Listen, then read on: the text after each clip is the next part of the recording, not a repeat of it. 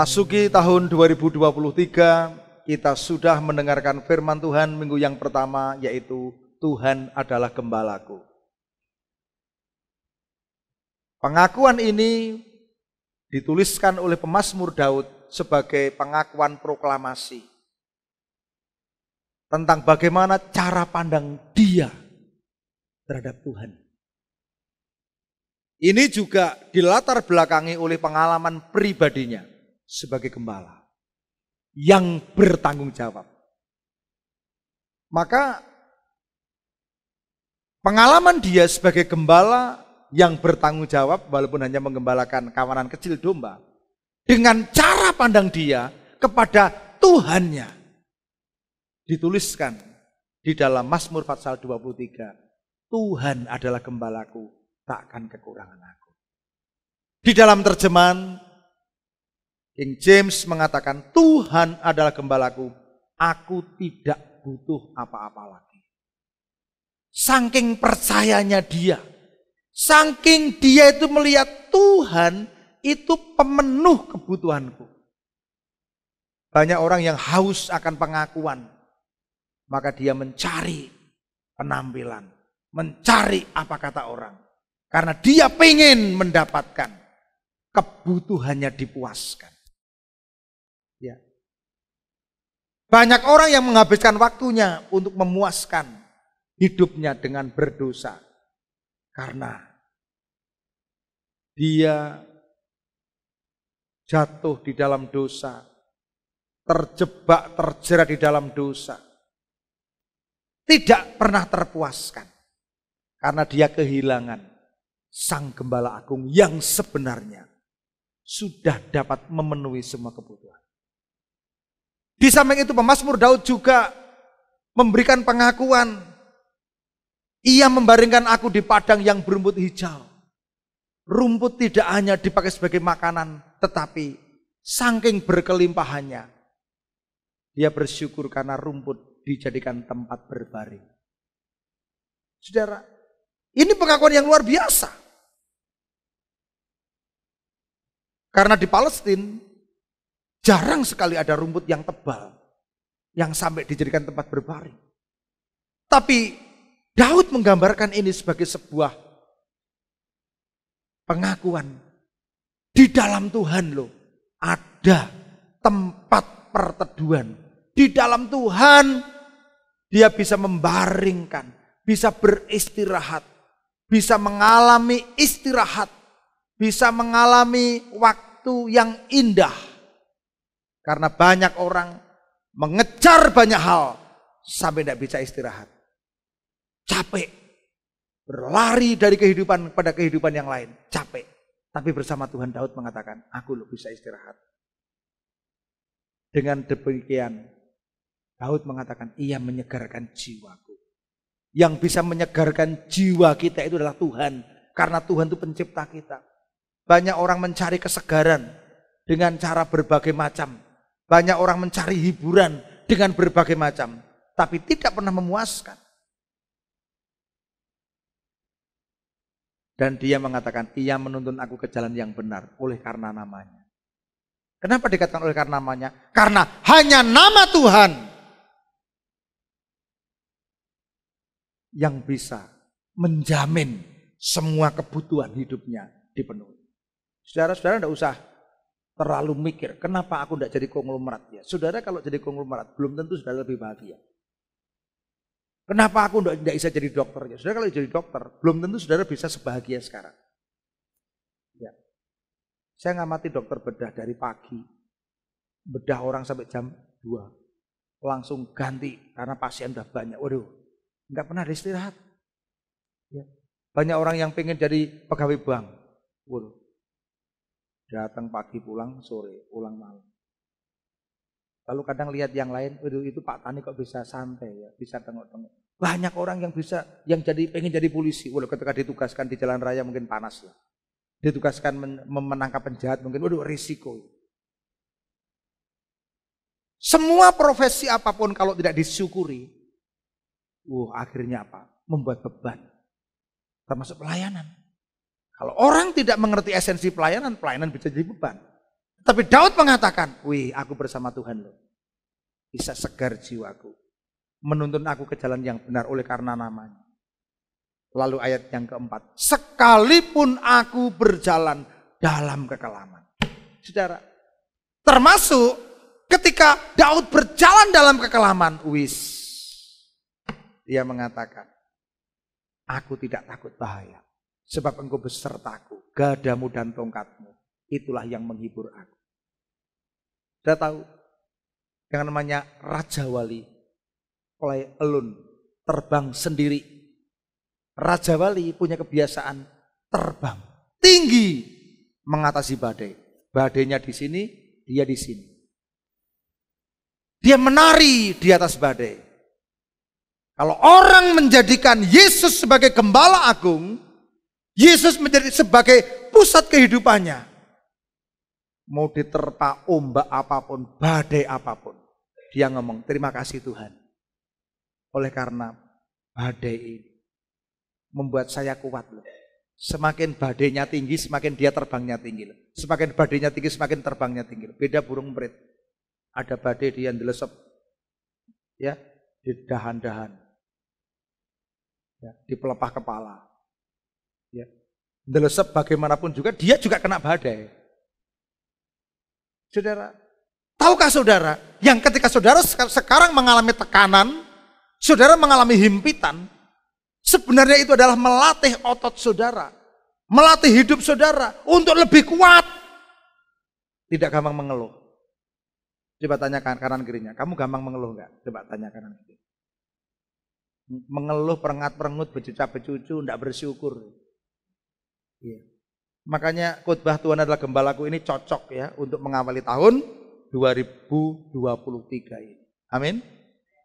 Karena gembala kita itu gembala yang mau memberi nyawa, bukan gembala upahan.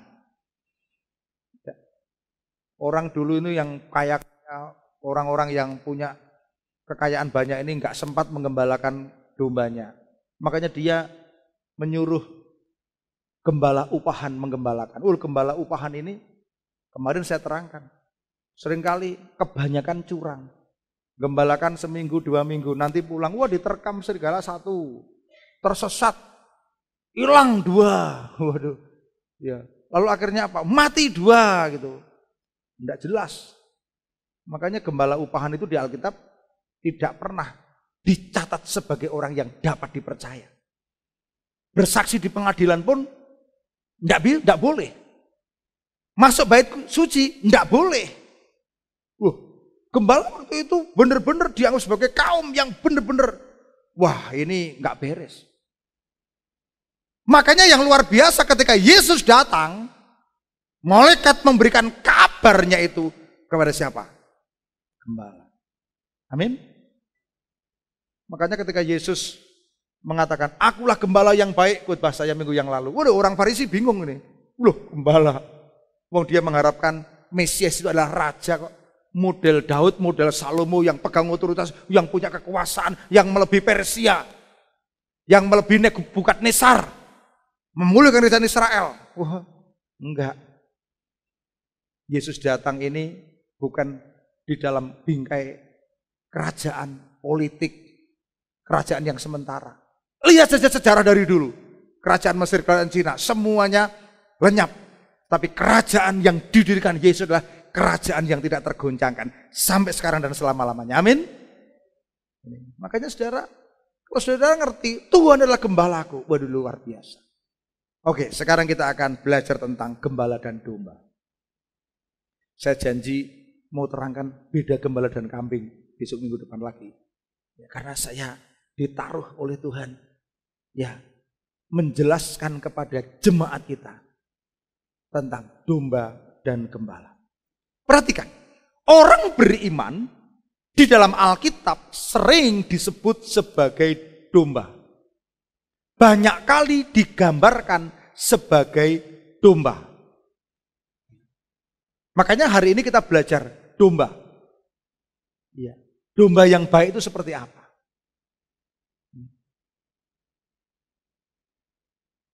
Nah, kita juga belajar tentang gembala. Kita belajar domba, kita juga belajar gembala. Nah, gembala itu ada dua. Tadi pagi saya terangkan. Gembala agung kita yaitu Tuhan Yesus Kristus. Yang setuju katakan amin. Nah, gembala selain Yesus Kristus adalah Tuhan, maka ada gembala di surga dengan penyertaan Roh Kudus yang menyertai kita sehari-hari. Dia adalah penolong kita. Tapi ada gembala yaitu manusia. Gereja kita ini gereja Pantekosta di Indonesia. Ada gereja yang menyebut pemimpin jemaatnya sebagai gembala sidang. Ada yang romo, ada yang pastor. Ada pemimpin lain disebut majelis, ada pemimpin lain disebut kita sebagai pemimpin sel dan sebagainya. Tetapi Alkitab dengan jelas mengatakan ketika Petrus ditanya oleh Tuhan Yesus, Petrus, Simon, anak Yohanes, apakah engkau mengasihi aku lebih dari mereka ini? Yesus tanya kepada Petrus. Lalu Petrus menjawab, benar Tuhan, engkau tahu aku mengasihi engkau. Wis dijawab begitu, Yesus ganti jawab. Kata Yesus kepadanya, gembalakanlah domba-dombaku. Saya mau tanya, apa waktu itu Yesus punya domba? Punya wedus? Enggak. Yang dimaksud Yesus bukan Yesus punya domba, punya wedus, wedusku dingon gitu, bukan. Tapi yang dimaksud gembalakanlah domba-dombaku, yaitu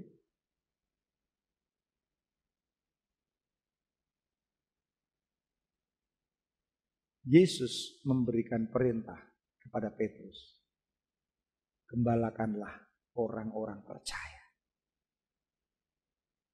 Jadi orang percaya juga disebut sebagai apa? Domba. Jadi domba itu siapa? Orang percaya. Orang percaya itu siapa? Saya dan saudara. Jadi dari pengajaran ini kita bisa melihat, oh iya ya. Yesus memberikan perintah kepada Petrus, gembalakanlah domba-domba. Yang dimaksud domba adalah orang percaya.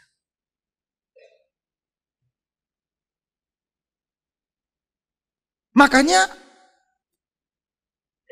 di dalam Efesus pasal 4 ayat 11, 5 jawatan yang ada di dalam gereja Tuhan, yaitu Rasul, Nabi, terus pemberita Injil, gembala, pengajar. Nah, ini guru-guru usul Alkitab. Gembala ini yang dimaksud pemimpin rohani dalam satu jemaat, namanya gembala sidang. Penginjil,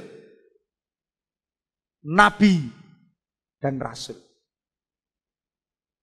Tapi yang nabi dan rasul ini penerapannya sekarang yaitu menjalankan fungsi sebagai nabi dan rasul, bukan nabi dan rasul seperti dalam perjanjian baru. Kita ulangi lagi, apa? Rasul, nabi, penginjil, gembala, dan pengajar. Berarti gembala adalah salah satu jabatan yang diberikan di dalam 5 jawatan. Siapakah gembala itu? Yang dimaksud yaitu pemimpin rohani yang oleh Tuhan dipercayakan untuk melayani jemaat. Saya senang kalau saudara ini dengar firman Tuhan itu fokus. Karena tujuan saudara ke gereja itu kan beribadah. Ketika beribadah, saudara, ketika memuji Tuhan, fokus. Ketika mendengarkan firman Tuhan, fokus. Berarti saudara benar-benar, kalau ke gereja itu ingin beribadah. Ketika pulang nanti ditanya, tadi firman Tuhan apa? Ngerti. Ketika ngerti, kita bertumbuh. Ketika bertumbuh, kita berbuah. Oleh karena itu, saya sangat senang membagi firman Tuhan karena ini adalah sekaligus memuridkan. Nah, berbicara tentang domba.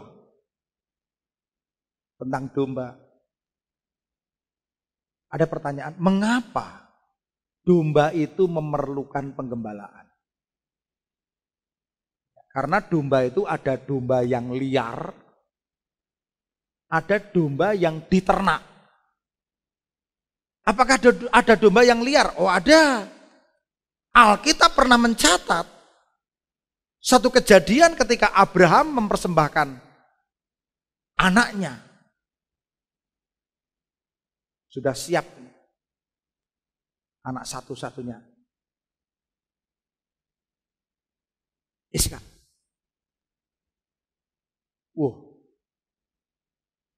Ada domba jantan yang tersangkut di semak belukar.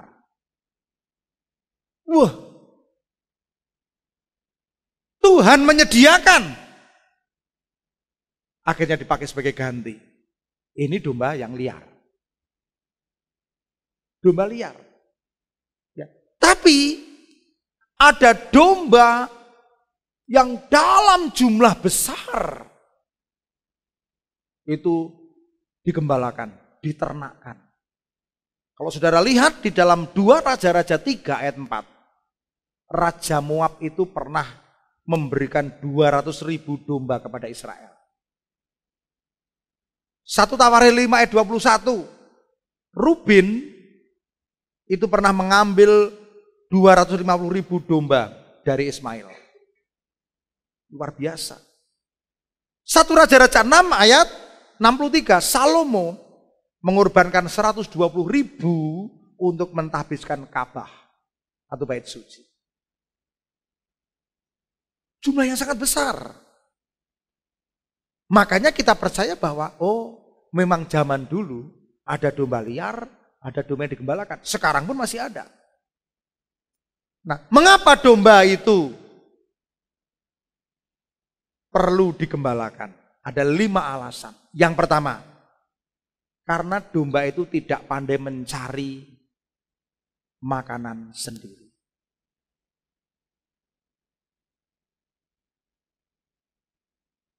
Bayangan saudara kalau saya berkhotbah tentang domba ini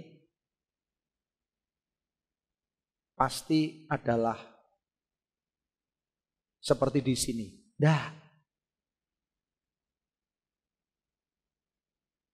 Kalau di sini ini seringkali orang menggembalakan kambing, domba 10 ekor. Dibiarkan tinggal tidur tuh kenyang sendiri dah.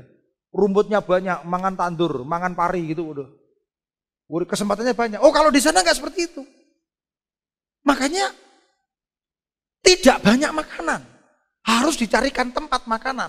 Dan domba tidak pintar mencari makanan sendiri. Makanya pemazmur Daud mengatakan dalam Mazmur pasal 23, Tuhan adalah gembalaku, takkan kekurangan aku.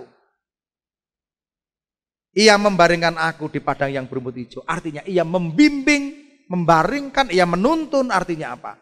Domba tidak pintar mencari makanan. Yang kedua, domba itu binatang lemah. Sama Raja Wali aja kalah. Raja Wali. Saya pernah melihat domba itu langsung ada Raja Wali terbang. Tekem gini, bisa diangkat loh. Raja bisa diangkat loh. Habis diangkat, dijatuhkan. Cara Raja Wali membunuh domba. Dijatuhkan. Mati. Baru dimakan. Luar biasa. Domba juga tidak bisa punya senjata untuk melawan. Nggak bisa. Makanya Daud pernah berbicara di dalam kitab 1 Samuel pasal 17 ayat 38. Daud berkata kepada Saul, hambamu ini biasa menggembalakan kambing domba ayahnya. Apabila datang singa atau beruang yang menerkam seekor domba dari kawanannya, maka aku mengejarnya, menghajarnya, melepaskannya domba dari mulutnya. Kemudian apabila ia berdiri menyerang aku, maka aku menangkap janggutnya, lalu menghajarnya dan membunuhnya. Loh, ini sebuah pengalaman pengakuan daripada Daud. Bagaimana dia membela domba yang diserang serigala, beruang, binatang buas. Artinya apa? Domba tidak bisa melawan. Ini alasan kedua. Yang berikutnya, mengapa domba butuh penggembalaan? Yang ketiga, domba itu tidak tahu jalan. Dia binatang yang bodoh, mudah tersesat. Ini. Makanya penggembalaan gembala di Israel itu, gembala maju di depan, domba mengikuti. Enggak seperti di sini. Gembalanya di belakang, dombanya di sana. Enggak. Ini. Makanya di dalam Lukas 15 ayat 4 diterangkan tentang ada seekor domba yang sesat. Kenapa sesat? Loh, domba itu kalau pulang enggak bisa, pulang sendiri. Kalau anjing bisa. Wow, dibawa ke Klaten pulang sendiri bisa, yakin bisa kalau anjing. Kalau domba enggak bisa. Jangankan ke Klaten ya, mungkin dibawa ke Ganti Warna aja cuma mbak, sampai sore aja lah, mbak, enggak bisa. Karena apa? Domba itu binatang yang mudah bingung. Ini. Lalu domba juga harus dijaga siang dan malam. Siang dijaga, malam dijaga. Karena apa? Malam ada banyak binatang buas. Kalau binatang lain nggak perlu dijaga. Coba sapi nggak usah dijaga, kuda nggak bisa dijaga. Pelihara apa nggak bisa dijaga. Kalau domba di sana dijaga. Kalau di sini enggak. Udah kasih kandang, orangnya tidur. Enggak di sini. Oh, di sana domba itu dijaga karena jumlahnya bisa ratusan. Dan jaganya di mana? Gembalanya berdiri di pintu masuknya. Nah,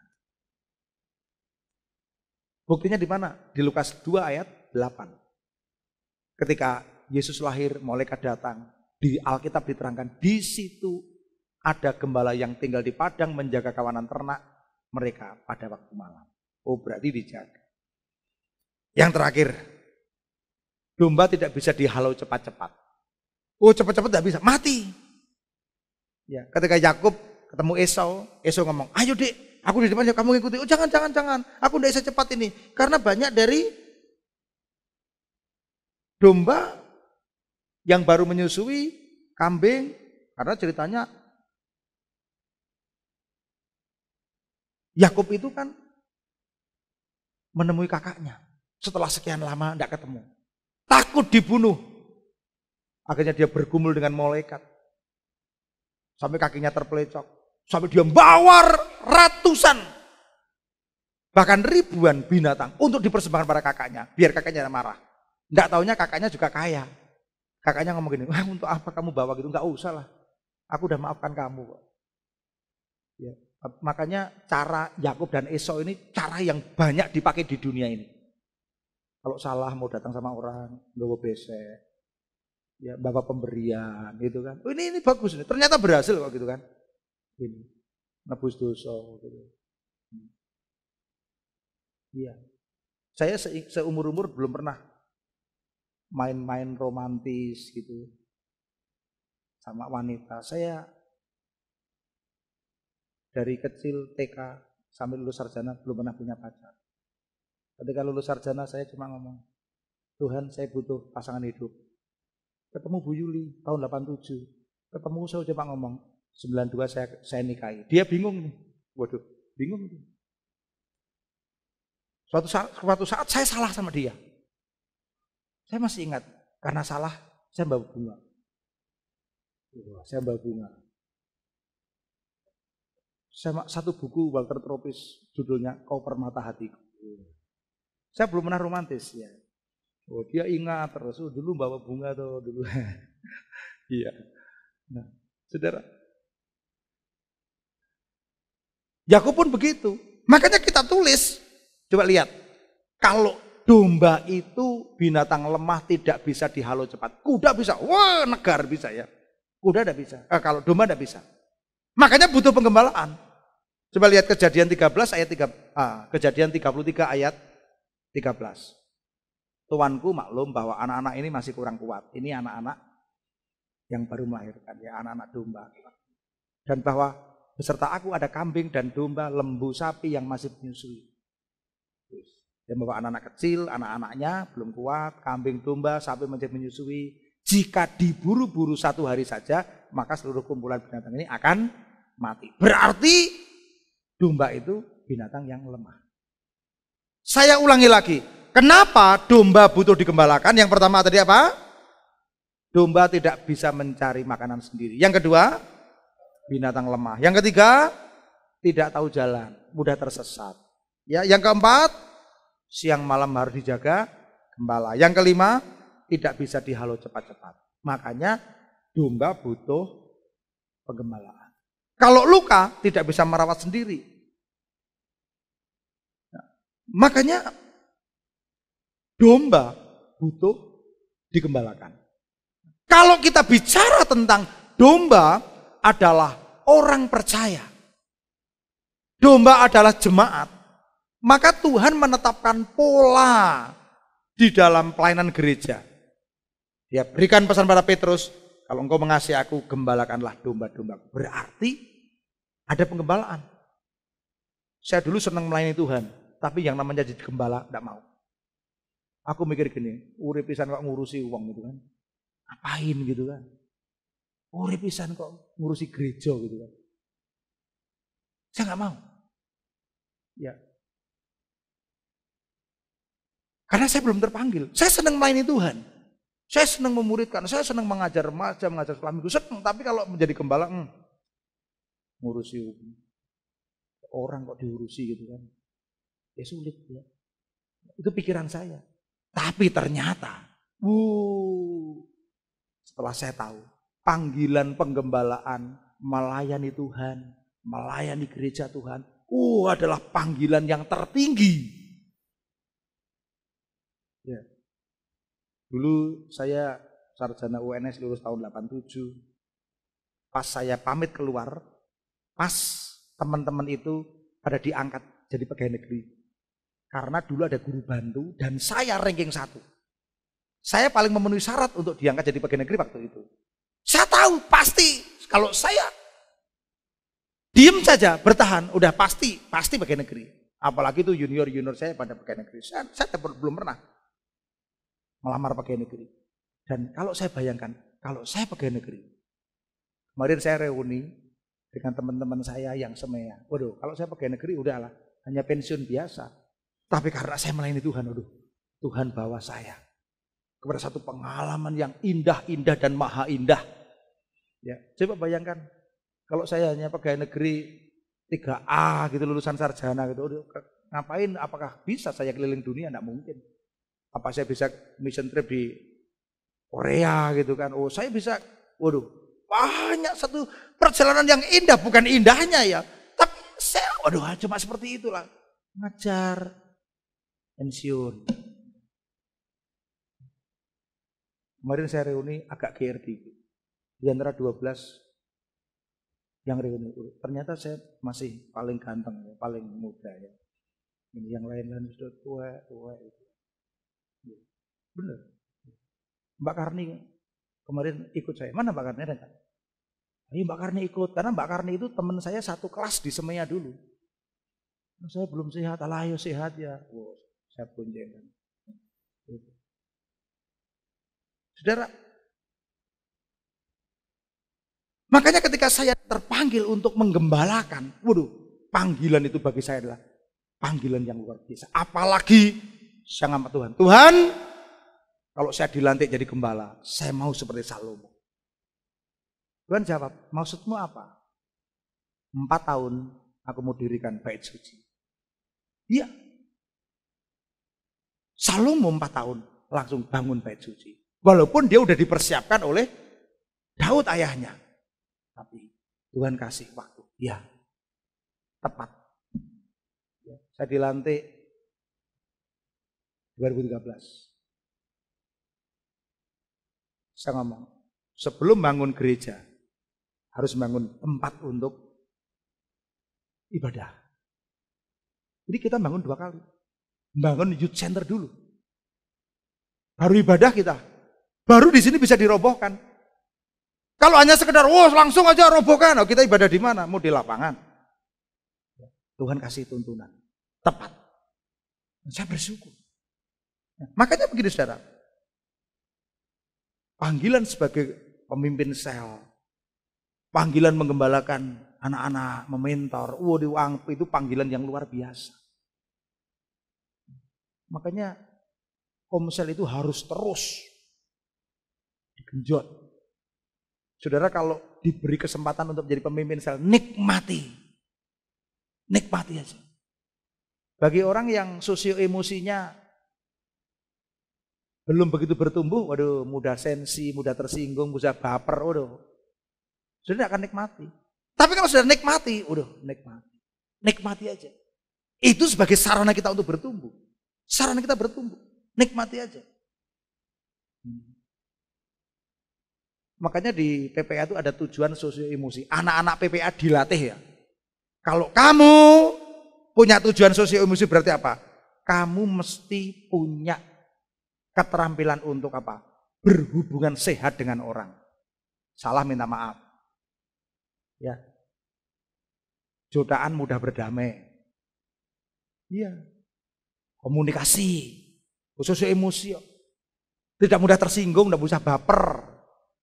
Iya. Apalagi kalau mentor-mentor ini, dengarkan. Kalian ini kan gurunya PPA. Mestinya udah lulus sosio emosi gitu kan. Nikmati. Jadi tujuannya bukan hanya ketuhanan Yesus, tapi tidak hanya tujuan fisik dan tujuan kesehatan, tapi tujuan sosio emosi. Wah, indah jadi gembala ini. Apalagi yang udah jadi mentor udah puluhan tahun, pasti sangat hebat, sangat sehat. Hanya jangan mudah kita ini tersinggung dengan orang. Wah, milik pribadi Yesus dan tidak berkepentingan dari orang masuk. Wah, indah menggembalakan itu. Saya bertumbuh. Apalagi saya bergaul dengan pendeta-pendeta. Pertama, dulu saya banyak bergerak di nasional. Sekarang saya 2 periode bergaul dengan banyak pendeta di Klaten. Berbagai macam karakter. Sekarang saya sekretaris Masjid Daerah. 800 gembala di Jawa Tengah. Wah, ngadepi berbagai macam karakter. Enjoy aja. Seneng aja. Iya.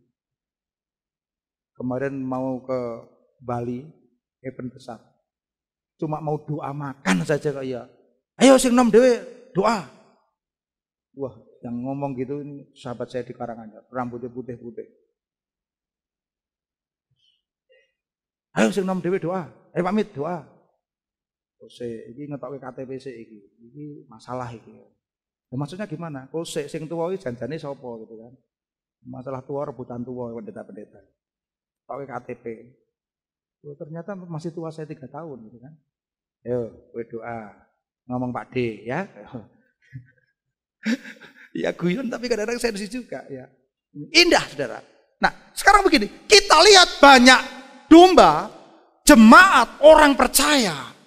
Perhatikan, yang tidak mengerti rahasia ini merasa tidak butuh gembala. Orang Kristen ini adalah orang Kristen yang ingin bebas. Untuk apa ibadah? Untuk apa kebaktian? Ya, kebaktian itu menurut dia itu butuhnya Tuhan. Butuhnya gembala. Butuhnya pengurus gereja. Salah. Kalau kita bersyukur kepada Tuhan, rasa syukur itu diungkapkan lewat beribadah. Amin. Amin. Makanya saya khotbah kuduskanlah hari Sabat sampai 8 seri. Ketika beribadah, rasa syukur itu diwujudkan di dalam memuji Tuhan. Memberikan persembahan, mendengarkan firman Tuhan. Saya ini seorang guru yang dekat dengan murid. Banyak umur, tapi saya ini seorang guru yang kadang bagi murid, aduh Bapak ini kadang-kadang sangat disiplin. Kalau saya ngomong, tidak ada satu orang pun yang ngobrol. Saya tuh terganggu kalau ada orang yang saya khotbah, ngobrol sendiri. Saya terganggu. Bukan terganggu, sangat terganggu. Besok Senin saya mengajar S2. Senin sampai Kamis. Mata kuliah visi perencanaan 96 orang.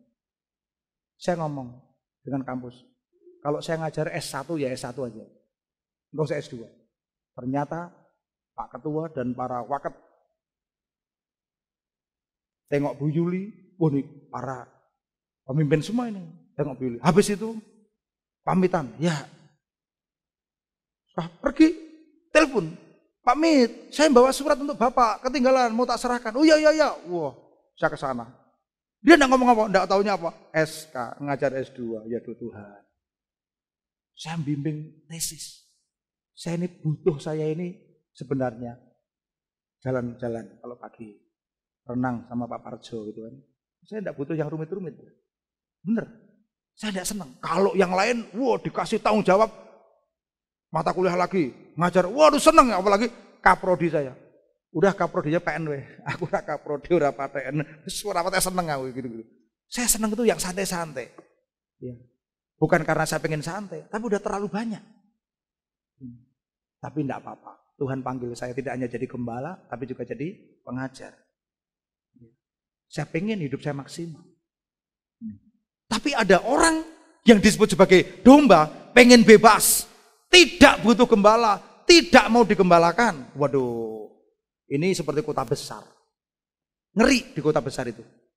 Orang hidup sendiri. Saudara, ibadah ini saudara. Nggak kenal. Satu dengan yang lain nggak kenal. Nggak kenal. Untung kita ini di gereja kecamatan ya, masih kenal lah. Segera kenal ya bangetan gitu kan. Coba, saya sempat segera kenal.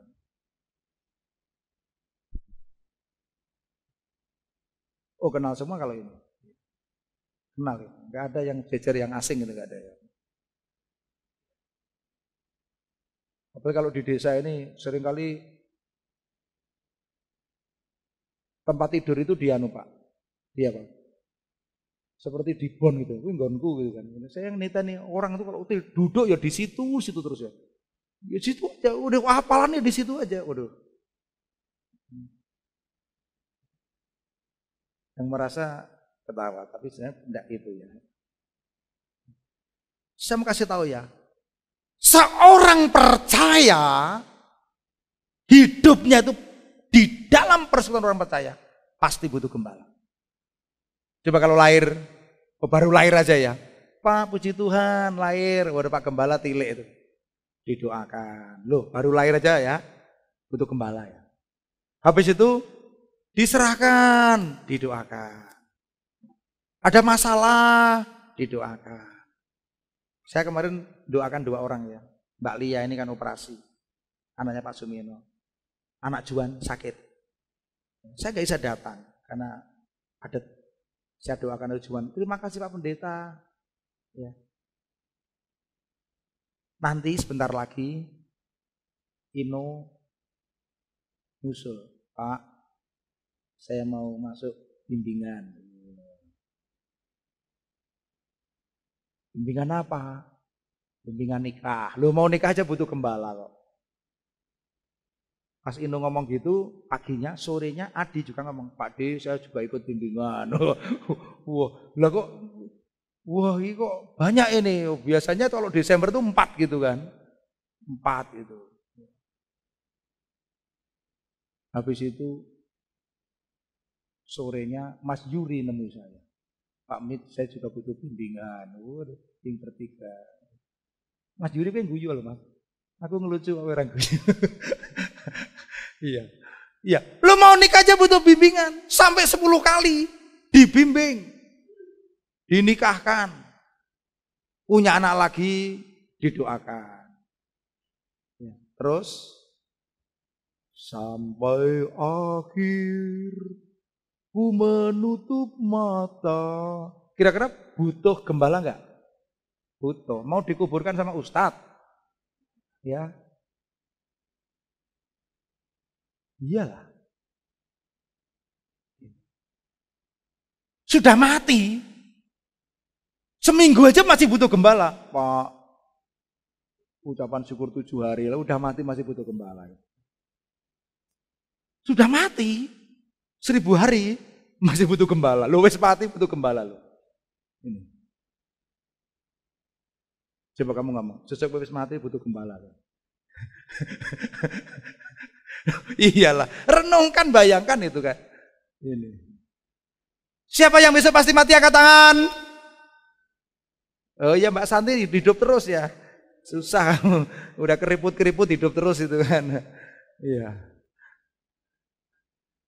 Tak kasih tahu ya, orang yang mencintai dunia itu nggak mau mati. Mati jangan takut, mati. Perhatikan, mati tutup mata, buka mata, udah di surga. Amin. Coba ngomong, mati tutup mata, buka mata, udah di surga. Iya Pak Aryadi, iyalah, mati. Dulu ketika saya masih kecil ditinggal mati bapak saya ngomong bapakku kejem tenan, meninggal anak 6. Ya, ternyata juga anaknya juga beres semua, sehat walafiat, oh semua beres juga. Ya, kadang-kadang kita tidak suka dengan kematian ya. Ternyata iya ya. Kalau kita itu jadi domba itu nggak butuh gembala itu salah. Kita butuh gembala.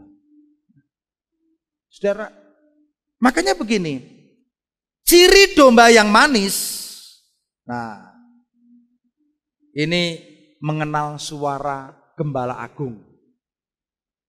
Kalau kita jadi domba yang manis, mengenal suara gembala agung. Yohanes 10 ayat 14. Akulah gembala yang baik, aku mengenal domba-dombaku dan domba-dombaku mengenal aku.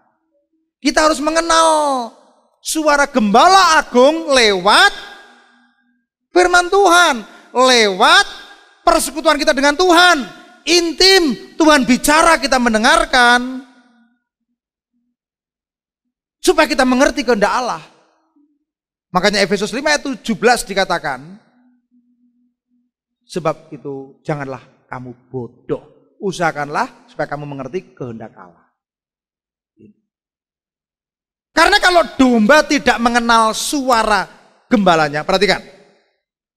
Kalau sampai domba tidak mengenal suara gembalanya, maka dia bisa sesat, disesatkan. Ini domba, nggak kenal suara gembalanya, yang dikenal malah gembala-gembala lain. Padahal gembala-gembala lain gembala upahan. Masalah. Kenapa masalah? Orang bisa sesat. Sekarang ini model ada para penginjil dari saksi Yehova pakai baju putih. Wow, jemaat saudara, wow. Saya pernah ngomong sama jemaat, hati-hati. Malah jemaatnya ngeyel, tapi dia orangnya baik Pak. Ini pasti baik, tidak mungkin datang bawa cangkul apa bawa. Ya tidak mungkin, mesti baik. Kamu tidak ngerti. Oh dia itu menyesatkan. Makanya jangan saudara hati-hati, kenali suara gembala agung. Karena Yesus datang untuk memberikan kelimpahan. Pencuri datang hanya untuk mencuri, membunuh, dan membinasakan. Makanya terhadap gembala sidang, perhatikan, saya diberi kepercayaan Tuhan jadi gembala sidang. Saudara mesti melakukan hal ini. Coba lihat di dalam Ibrani 3 ayat 17. Ingatlah akan pemimpin-pemimpin kamu yang telah menyampaikan firman Allah kepadamu. Perhatikanlah akhir hidup mereka dan contohlah iman mereka.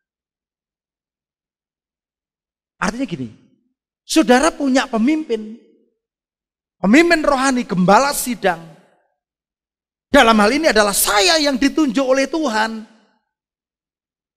Firman Tuhan berkata apa? Ingatlah, perhatikan.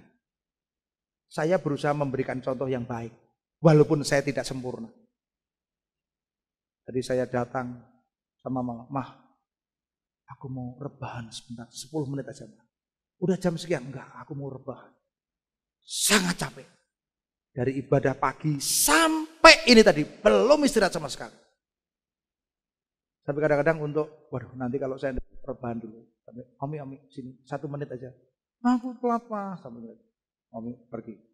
Enggak, 1 menit. Sampai dulu rasanya. Bener. Apalagi kemarin saya menjadi ketua KKR di Klaten. Sudah tahu, aduh. Sudah nggak ngerti perjalanan dulu. Capek rasanya. Tapi senang. Grupnya itu ada grup PH KKR sendiri, ada grup seksi acara sendiri, ada grup perlengkapan sendiri, ada grup multimedia sendiri, agrado akmal tamu, aduh semua. Rasanya ini. Belum lagi saya ini jadi sekretaris Mukerda Jawa Tengah. Belum lagi saya harus mengumpulkan nilai, belum lagi saya persiapkan kuliah S2. Aduh, rasanya kok, aduh. Tapi nggak apa-apa, masih hidup kok. Biasa saja. Lepas capek. Ya. Tadi Pak Mur ngomong, "Pak Mit, kalau tanggal 23 dan 24 Taman Doa penuh, apakah bisa pakai tempat di GPD Fajar Pengharapan? Ada seminar nasional.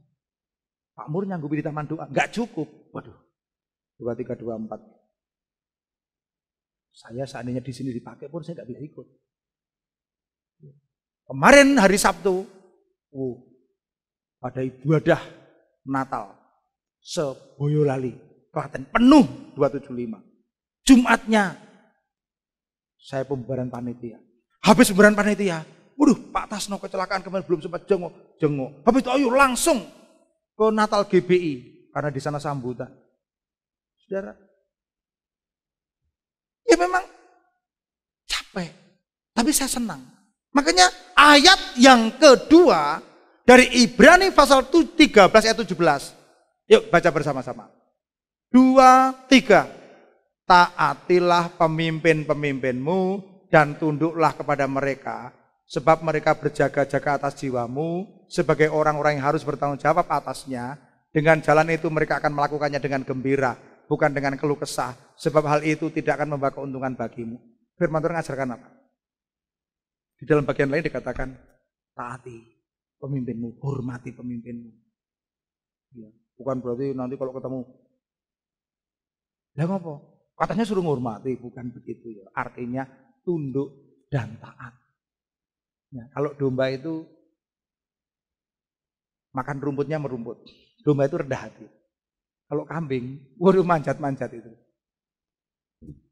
Makanya kalau domba jangan jadi kambing, suka manjat. Hormati otoritas gembala. Tunduk dan taat kepada pemimpin. Kalau pemimpin ngomong A gitu kan. Pemimpin ngomong A, dombanya ngomong gini, "Aku jadi ora cocok. Kok A ini kok aduh, itu berarti tidak tunduk dan hormat. Sudah nggak akan dapat berkat dari Tuhan. Kok Pak Gembala ngomong gini toh? Nggak tahu, ya tanya. Nggak ngerti, ya diem saja. Nanti akan ngerti. Ada banyak hal yang saudara tidak harus tahu semuanya.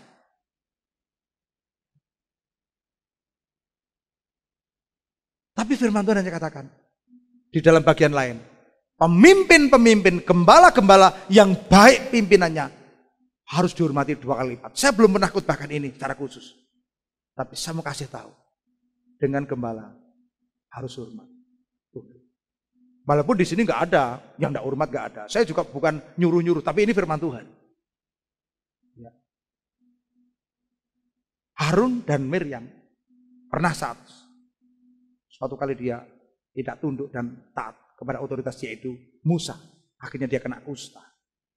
Kusta itu bicara apa? Dijauhkan dari perhimpunan. Saudara, makanya terhadap Gembala Agung kita percaya.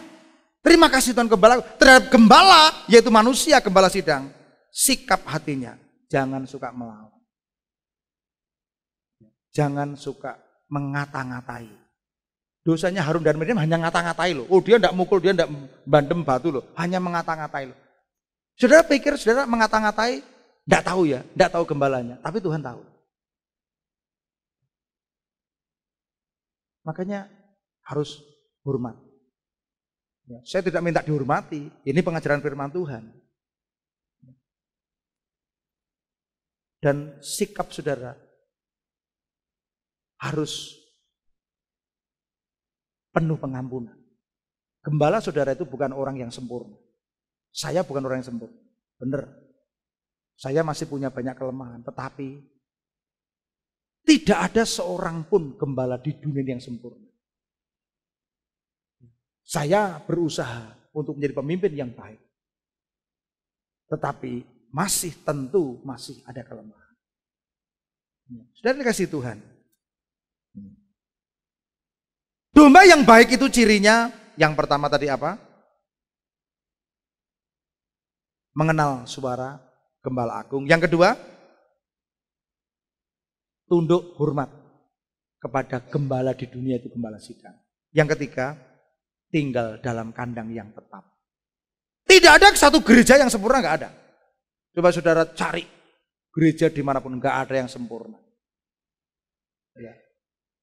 Kemarin saya ngobrol sama Isabel kemarin malam. Oh dia cerita, oh saya pernah diajak teman saya untuk mendatangi gereja mana itu di sana.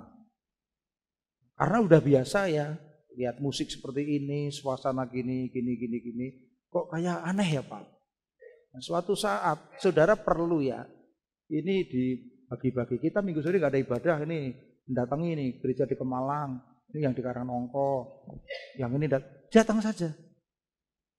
Nanti saudara akan ngomong apa? Bersyukur ya gereja kita ya, gitu kan? Bersyukur. Tuhan berikan kepada kita satu tim musik yang baik, ya layanan yang baik, tari yang baik, satu suasana yang baik. Tapi saya sudah pernah ngomong, seandainya lantai ini terbuat dari emas, dindingnya terbuat dari permata, tapi kalau saudara tidak hidup dalam kasih, ini bukan sebuah keluarga rohani. Sebaliknya, walaupun gereja terbuat dari gedek, lantainya lantai tanah, tapi kalau di dalamnya orang hidup penuh kasih, karakter Kristus, mengasihi, tidak suka gosip, tidak suka ember gitu kan.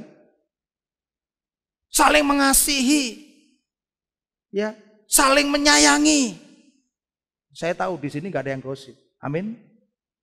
Ada nih di Papua sana ya, Medan sana ya. Nggak ada, di sini bagus-bagus. Ya. Apalagi kalau satu hari misalnya Mbak Dina boleh bebek, nanti wah, aku mau datang ke tempatnya Mbak Sri. Kok kayaknya aku cuma berteman sama Ambar saja kok. Mbak Sri belum, padahal Mbak Sri ada gitu. Aku juga pengen Mas Bejo gitu. Udah pernah dikasih Pak bebek belum nggak Mas Mbak Dina? Belum, perlu ya, perlu saling mengasihi, luar biasa ya. Ini. Saya bersyukur ya. Ya. Oke, tinggal di kandang tetap. Tidak ada gereja yang sempurna. Makanya gini, domba yang baik itu mengenal suara gembalanya, mengasihi, tunduk dan taat kepada gembala di dunia. Juga tinggal di kandang yang tetap. Kandang kita GBD Fajar Pengharapan. Kandang kita. Ya, ini. Banyak orang yang mudah merasa jemu. Loh, kalau dipikir jemu, oh jemu itu mudah, gampang. Suatu saat Dinda itu nikah sama orang ganteng gitu. Walaupun suamimu ganteng, suatu saat ya perutnya bisa besar gitu kan. Bisa jadi apa? Bisa jemu. Oh bisa. Oh bisa. Saudara pengen punya kerjaan bagus. Oh jadi pegawai bank seperti Mbak Rara. Oh. Tapi suatu saat bisa jemu loh. Pengen jadi guru, pengen jadi apa? Samuel? Coba jawab, jadi manten. Jadi apapun itu bisa jemu. Ya saudara, dalam ibadah sendiri bisa jemu. Nah jemu itu bukan dari Tuhan. Kita ini bukan diciptakan untuk mudah bosan, tapi kita diciptakan di dalam kegairahan. Amin. Satu kegairahan. Makanya masalah utama di dalam pernikahan itu apa? Kehabisan air anggur. Makanya prioritas mujizat yang dikerjakan Tuhan Yesus itu apa? Mengatasi masalah di dalam pernikahan, kehabisan air anggur. Anggur bicara masalah kehangatan. Udah ada keharmonisan antara bapak ibunya, antara anaknya. Udah masalah. Makanya Tuhan bisa ubah air jadi anggur. Makanya ada nyanyian, mujizat pertama dan yang terbesar ialah mujizat di negeri Kana dalam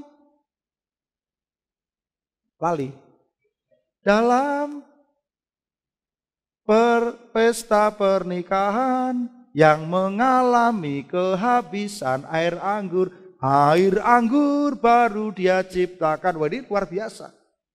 Makanya jangan bosan. Kenapa? Ada yang bosan. Ya, pengen jadi GKJJ.